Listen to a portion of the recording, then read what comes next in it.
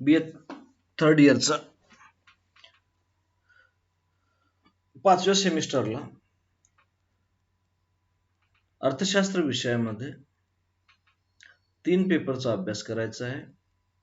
आंतरराष्ट्रीय अर्थशास्त्र, कृषी अर्थशास्त्र आणि आर्थिक विचारांचा इतिहास. तर या ठिकाणी आपण कृषी अर्थशास्त्राचा अभ्यासक्रम काय आहे तो जाणून घेणार आहोत. अभ्यासक्रम आपल्या जवळ आला म्हणजे आपण नंतर मग त्या अभ्यासक्रमानुसार अभ्यास करून आपली जी डिग्रीच आहे ती डिग्री मिळवण्यासाठी अत्यावश्यक ती परीक्षा देण्यासाठी सामोरं जाऊ शकतो. मग कृषी अर्थशास्त्र हा जो पेपर आहे तो पेपरमध्ये पहिलं प्रकरण आहे डेव्हलपमेंट ऑफ ॲग्रिकल्चर, कृषीचा विकास या नावाने आहे. या पहिल्या कृषीच्या विकास या प्रकरणामध्ये जे घटक दिलेले आहेत त्याच्यामध्ये पहिला घटक आहे role and importance in economic growth, म्हणजे देशाच्या आर्थिक विकासामध्ये कृषी क्षेत्राची भूमिका आणि त्याचे महत्व. देशाच्या आर्थिक विकासामध्ये कृषी क्षेत्राची भूमिका आणि महत्व. Linkages between the agri and non agri sectors, कृषी आणि कृषी तर क्षेत्रामधील परस्पर लिंकेजेस, परस्पर संबंधाचा अभ्यास करणार आहोत. कृषीतर म्हणजे कृषी क्षेत्राशिवाय कृषी आणि कृषीशी संलग्न जे क्षेत्र असतात ती वगळता कृषी क्षेत्राशिवाय जी क्षेत्र आहेत म्हणजे उद्योग क्षेत्र, सेवा क्षेत्र इत्यादी या क्षेत्रांसोबत कृषी क्षेत्राचे कसे इंटरलिंकेजेस आहेत त्याचा अभ्यास या ठिकाणी करायचा आहे. तर agricultural resources in India, land utilisation and cropping pattern, कृषी भारतातील कृषी संसाधने, त्यामध्ये भूमीचा उपयोग आणि पीक पद्धती, भूमीचा उपयोग आणि पीक पद्धती याचा अभ्यास करणार आहोत. Trends in agricultural growth and productivity, कृषी वृद्धी आणि कृषीची उत्पादकतेचा ट्रेंड, प्रवृत्ती आपण या ठिकाणी तपासणार आहोत. Trends in agricultural growth and productivity, कृषी क्षेत्राची उत्पादकता आणि कृषीचा वृद्धी दर, त्याचा ट्रेंड, त्याची प्रवृत्ती आपण या ठिकाणी अभ्यासणार. आणि शेवटचं कन्सेप्ट ऑफ कॉन्ट्रॅक्ट फार्मिंग, हे जी नवीन संकल्पना आलेली आहे 21व्या शतकाच्या सुरुवातीपासूनच ही संकल्पना जोर धरू लागलेली आहे. त्याला कॉन्ट्रॅक्ट फार्मिंग असे म्हणतात. या कॉन्ट्रॅक्ट फार्मिंग म्हणजे ची संकल्पना काय आहे, ती आली कशासाठी, त्यातून फायदे तोटे काय होणार आहे हे थोडक्यामध्ये जाणून घेण्याचा प्रयत्न आपण या पहिल्या प्रकरणामध्ये करणार आहोत. दुसऱ्या प्रकरणाचं नाव आहे टेक्नॉलॉजी इन ॲग्रिकल्चर, कृषी क्षेत्रातील तंत्रज्ञान, हे दुसऱ्या प्रकरणाचं नाव आहे. यामध्ये ट्रॅडिशनल टेक्निक्स अँड प्रॅक्टिसेस म्हणजे परंपरागत जे तंत्रज्ञान वापरून जी काही प्रॅक्टिसेस केली जातात कृषी क्षेत्रामध्ये त्या संदर्भाचा अभ्यास करणार आहोत. नंतर HYV seeds, fertilisers, water technology, that means green revolution. मग HYV सीड्स काय, तर हाय यील्डिंग व्हेरायटी सीड्स जे आलेले आहेत भारतामध्ये 1970च्या दशकात म्हणजे 1965-66च्या नंतरच्या कालावधीमध्ये हरित क्रांतीच्या दृष्टिकोनातून जे काही बी बियाणे, नवीन बी बियाणे ज्याला आपण HYV सीड्स असे म्हणतो, ते HYV सीड्स, त्याचा उपयोग, त्याची उत्पादकता, त्यानंतर फर्टिलायझर्स आले, रासायनिक खते आले, त्या रासायनिक खतांचा अभ्यास या ठिकाणी करायचा आहे.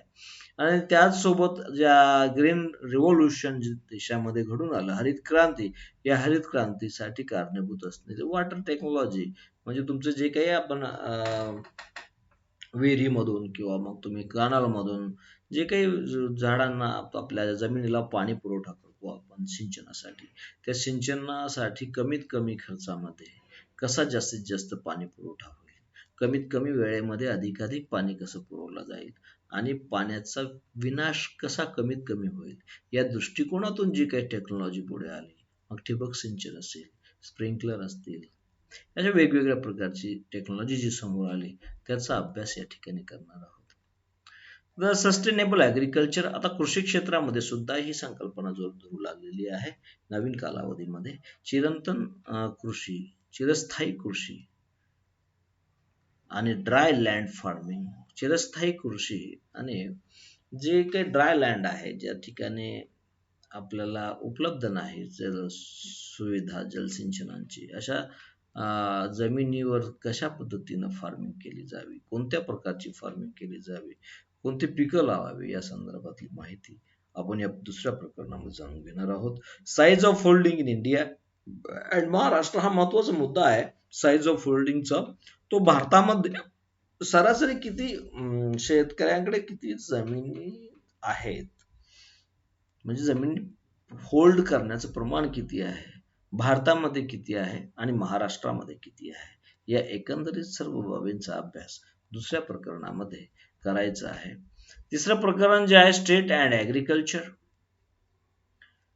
तर राज्य आणि कृषी, म्हणजे राज्य म्हणजे काय, स्टेट म्हणजे सरकार आणि कृषी. मग सरकार आणि कृषी यांच्यामध्ये काय संबंध असतो, सरकार कशा पद्धतीने कृषी क्षेत्राच्या विकासासाठी किंवा कृषी क्षेत्रासाठी कोणकोणत्या पद्धतीची कामं करण्यासाठी तत्पर असतं आणि करत असतं की ज्यातून कृषी क्षेत्राचा विकास व्हावा, या संदर्भातली माहिती आपण जाणून घेणार आहोत. आपल्याला एक गोष्ट माहित आहे, कृषी क्षेत्राच्या जी किमती आहेत त्या किमती मात्र स्थिर नसतात, सतत कमी जास्त त्या किमतीमध्ये होत असते. कमी जास्त होत असेल किमतीमध्ये कृषी क्षेत्राच्या, तर त्याचे बरे वाईट परिणाम हे शेतकऱ्यावरही होतात आणि त्यासोबतच उपभोक्त्यांवरही होतात, म्हणजेच एकूण जनतेवर सुद्धा होतात. कारण कृषी क्षेत्रातून होणारं उत्पादन हे जीवनावश्यक उत्पादन असतं आणि त्या जीवनावश्यक उत्पादनाच्या किमतीमध्ये कमी जास्त प्रमाण झालं तर त्या शेतकऱ्यावरही परिणाम होतो आणि शेवटी उपभोक्त्यावर सुद्धा त्याचा परिणाम होत असतो. म्हणून जे ॲग्रिकल्चरल प्राइस, त्याच्यामध्ये काय दिलेलं आहे, agricultural price policy, nature of demand and supply of agricultural products. Agricultural price policy जी आहे म्हणजे कृषी मालाच्या किंमत धोरण, कृषी मालाचे किंमत धोरण आणि कृषी उत्पादनाच्या मागणीचं आणि पुरवठ्याचे स्वरूप, कृषी मालाच्या मागणीचे आणि पुरवठ्याचे स्वरूप आणि कृषी किंमत धोरण याचा अभ्यास या ठिकाणी करणार. आता लक्षात घ्या, nature of demand and supply of agricultural products काय असतं, कृषी क्षेत्राचं जे उत्पादन आहे, आपण जर पाहिलं गहू, ज्वारी, धान्य, अन्नधान्य जे आहेत, तेलबिया आहेत, या सर्व उत्पादन जे होतं त्याचा पुरवठा जो आहे, म्हणजे त्याचं उत्पादन एका विशिष्ट कालावधीत होत असतं, परंतु त्याचा पुरवठा म्हणजे त्याची डिमांड, त्याचा पुरवठा विशिष्ट कालावधीमध्ये शेतकऱ्याकडे होतो. एका हंगामामध्येच त्याचा पुरवठा असतो, एका कालावधीमध्येच त्याचं उत्पादन होत असतं, परंतु त्याची मागणी मात्र कशी असते, वर्षभरासाठी असते. म्हणून मागणी वर्षभरासाठी असल्यामुळे एका विशिष्ट कालावधीमध्ये त्या कृषीचं उत्पादन होत असल्यामुळे त्या उत्पादित झालेल्या कालावधीमध्ये त्या वस्तूच्या किमती कमी असतात आणि त्या वस्तूच्या किमती कमी असल्यामुळे शेतकऱ्याला त्यापासून मिळणारं उत्पन्न कमी असतं, परंतु ती वस्तूची मागणी उपभोक्त्याकडून वर्षभर असते. मग अशा परिस्थितीमध्ये काय होतं की उपभोक्त्याला ती वस्तू खरेदी करत असताना जास्त किंमत द्यावी लागते, शेतकऱ्याला तर कमी किंमत मिळते आणि उपभोक्त्याला जास्त किंमत द्यावी लागते. मग अशा परिस्थितीत शेतकऱ्यालाही एक विशिष्ट प्रकारची किंमत मिळावी आणि त्यालाही उत्पादन अधिक करण्यासाठी प्रेरणा मिळावी, यासाठी सरकार, प्रत्येक देशाचे सरकार जवळपास ॲग्रिकल्चरल प्राइस पॉलिसी, कृषी किंमत धोरण राबवत असते आणि त्यातून शेतकऱ्यांमध्ये एकंदरीत फायदा नव्हे तर एक स्टॅबिलिटी त्यांच्या उत्पन्नामध्ये आणून देण्याचा प्रयत्न राज्याद्वारे, सरकारद्वारे केला जात असतो. Price instability, objective of agricultural price policy. आपण बघितलं प्राइस इन्स्टॅबिलिटी, आता कृषी क्षेत्रामधल्या ज्या किंमती असतात त्या किमतीमध्ये कशी असते, इन्स्टॅबिलिटी असते, कमी जास्त होत असतात, एक स्थिर किंमत कधीच नसते. आपण कधीही बाजारात गेलो, मागच्या आठवड्यात बाजारात गेलो आणि मागच्या आठवड्यात ज्या किमतीला वस्तू खरेदी केल्या होत्या, कृषी उत्पादनाच्या, गहू असो, ज्वारी असो, बाजरी असो, डाळी असो, किंवा भाजीपाला असो, भाजीपालामध्ये तर खूप इन्स्टॅबिलिटी असते त्यांच्या किमतीमध्ये. आपल्याला हे गॅरंटी नसते की मागच्या आठवड्यामध्ये जेव्हा बाजारात गेलो त्या दिवशी ज्या किमतीला वस्तू खरेदी केली त्याच किमतीला आज सुद्धा वस्तू खरेदी करता येईल याची गॅरंटी मात्र नसते आणि त्यालाच इन्स्टॅबिलिटी असं म्हणतात. मग त्यामध्ये जेव्हा सरकार objective of agricultural price policy किंमत धोरण, कृषी किंमत धोरण जेव्हा सरकार राबवते त्याच्यामध्ये कोणकोणती उद्दिष्ट ठेवते त्या उद्दिष्टांचा अभ्यास या ठिकाणी आपण करणार आहोत. Food security in India and public distribution system. आता या ठिकाणी जे काही गरीब असतात या आपण जे किंमत इन्स्टॅबिलिटी आहे, फूड सिक्युरिटी इन इंडिया अगोदर मराठीमध्ये सांगू तुम्हाला. Food security in India and public distribution system.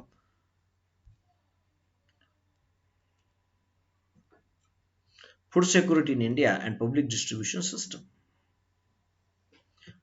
देशातील अन्न सुरक्षितता आणि सार्वजनिक वितरण प्रणाली. हे कशासाठी आहे तर कृषीला, शेतकऱ्याला या इन्स्टॅबिलिटी ऑफ प्राइसेस पासून सुरक्षा देण्यासाठी मिनिमम सपोर्ट प्राइसची घोषणा करत असते सरकार आणि मिनिमम सपोर्ट प्राइस पॉलिसी त्याला देण्याचा प्रयत्न करत असते, ज्यातून शेतकऱ्याला स्टॅबिलिटी आणण्याचा प्रयत्न करते.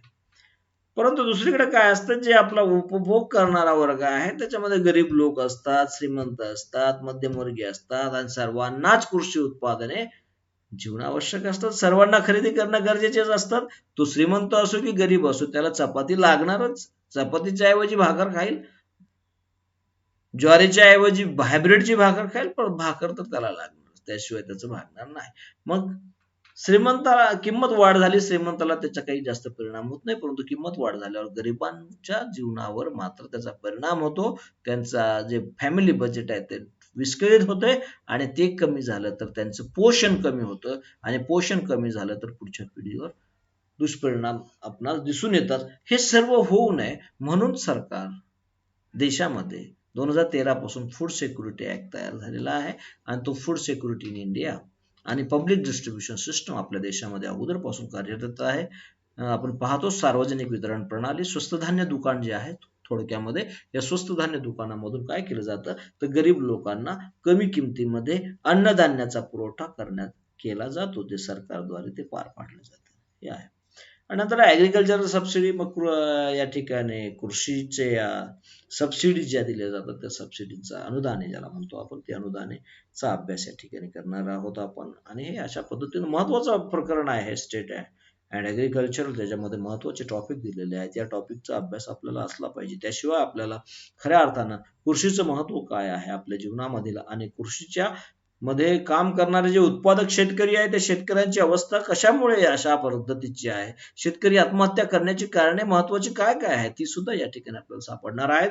आणि त्याच सोबत दुसऱ्या बाजूला जे उपभोक्ता आहे त्या उपभोक्त्यांची आर्थिक परिस्थिती कशी आहे, दारिद्र्य रेषेखाली जीवन जगणाऱ्या लोकांचे प्रमाण किती आहे की ज्याच्यामुळे सरकारला ते उत्पादन शेतकऱ्याकडून जास्त किमतीला घ्यायचं आणि कमी किमतीला गरीब लोकांना वाटप करायचं, ही सर्व कसरत करावी लागते.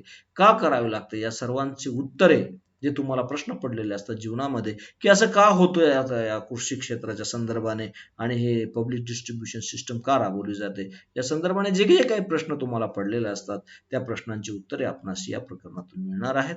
चौथं प्रकरण आहे 50 इयर्स ऑफ इंडियन ऍग्रिकल्चर. भारतीय कृषीला ची 50 वर्ष असं या प्रकरणाचं नाव आहे. त्यामध्ये आपण बघणार आहोत an overview of agricultural development, भारतीय कृषी क्षेत्राच्या विकासाचा एक आढावा घेणार आहोत. Under employment and unemployment in the rural economy, ग्रामीण अर्थव्यवस्थेमध्ये अल्प रोजगार आणि बेरोजगारीची स्थिती आपण जाणून घेणार आहोत. Globalisation of Indian economy and it's effects on Indian agriculture, भारतीय अर्थव्यवस्थेतील जागतिकीकरणाची प्रक्रिया आणि त्याचे भारतीय अर्थव्यवस्थेवर झालेले परिणाम इत्यादींचा अभ्यास या ठिकाणी आपण करणार आहोत. आणि हा अभ्यास झाल्यानंतर तुम्हास भारताच्या कृषी क्षेत्राची परिस्थिती काय आहे त्या संदर्भातली सविस्तर माहिती कळून शेतकऱ्यांची अवस्था बिकट आहे असं आपण म्हणतोय त्याच्या पाठीमागची कारणे काय काय आहेत, भारतीय अर्थव्यवस्थेमध्ये कृषी क्षेत्राचं महत्त्व काय आहे, शेतकऱ्यांचं महत्त्व काय आहे आणि शेतकरी जे उत्पादन करत असतो ते उत्पादन केल्यामुळे आपणास त्याच्यापासून काय फायदा होतो आणि ते उत्पादन अतिशय महत्त्वाचं आहे. ते उत्पादन कमी झालं नाही पाहिजे. ते शेतकऱ्यांना त्याचं उत्पादन वाढवत राहिलं पाहिजे. हे वाढवत राहण्यासाठी सरकार त्याला कोणकोणते इन्सेंटिव्ह देतं, सरकार त्याच्यासाठी काय काय प्रोव्हाइड करतं की जेणेकरून शेतकऱ्याचे उत्पादन वाढत राहील. या सर्व दृष्टिकोनाचा अभ्यास तुम्हाला या पेपरमध्ये होणार आहे.